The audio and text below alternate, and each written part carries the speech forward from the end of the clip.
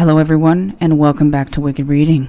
Today I will be reading SCP-1500, Object Class, Safe. Special Containment Procedures. SCP-1500 is to be kept in a modified humanoid containment cell in Site-17. The chamber should be lit with grow lights that are to be on at all times. Should a light burn out, an automated system has been set up to replace the bulb. The floor of the chamber is to be lined with soil. Collected rainwater, laced with clays and nutrients, is to be pumped into the cell no fewer than 2 times per week. To prevent damage to SCP-1500, no personnel are to be allowed into its containment cell under any circumstances, and no security cameras are to be placed in the cell. To prevent light contamination, the cell is to have no windows. SCP-1500 is a humanoid that demonstrates vegetal characteristics. It is capable of photosynthesis due to gradual replacement of melanin in its skin with chlorophyll. If left in one place for an extended period of time, SCP-1500 will extend thin fibers into the ground that seek out soil and draw nutrients and water from it. During the course of its containment, SCP-1500 has become steadily more plant-like. As of January 15, 2000, SCP-1500 has reported great difficulty in moving on its own. An examination has revealed that cellulose now surrounds many cells in SCP-1500's body. Due to SCP-1500's transitional state, it is extraordinarily fragile and is to be left undisturbed to prevent damage. At the time of original containment, SCP-1500 was a somewhat overweight Caucasian male named Zachary Callahan. He came to the attention of the Foundation when he was hospitalized after a blood test revealed abnormal sugars more commonly found in tree sap. He agreed to Foundation containment upon discovery of a buildup in chlorophyll in his skin. SCP-1500 proved at peace with his condition and requested to be left alone to finish his transformation. Attempts to discover the origin of SCP-1500's anomalous properties have thus far proven fruitless. Level 3 clearance or higher. Strictly enforced. Item number SCP-1500. Object Class, Keter. Special Containment Procedures. SCP-1500 is to be kept in a modified humanoid containment cell in Site-17. The site is to be soundproofed and to have no windows. To prevent them from being affected by SCP-1500, no personnel are to be allowed into its containment cell under any circumstances, and no security cameras are to be placed in the cell.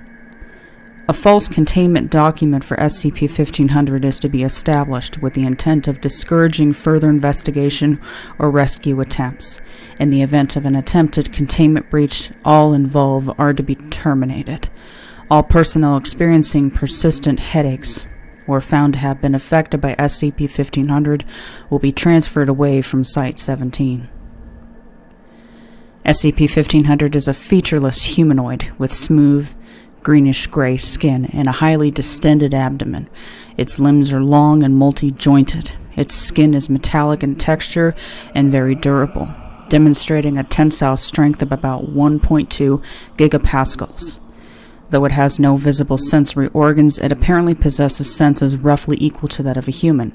It cannot speak and does not need to eat, breathe, or sleep. Any human within line of sight of SCP-1500 experiences headaches, nausea, and a feeling of fear. These gradually increase for an amount of time, typically between 200 seconds and 530 seconds, until the subject loses consciousness for approximately 15 seconds.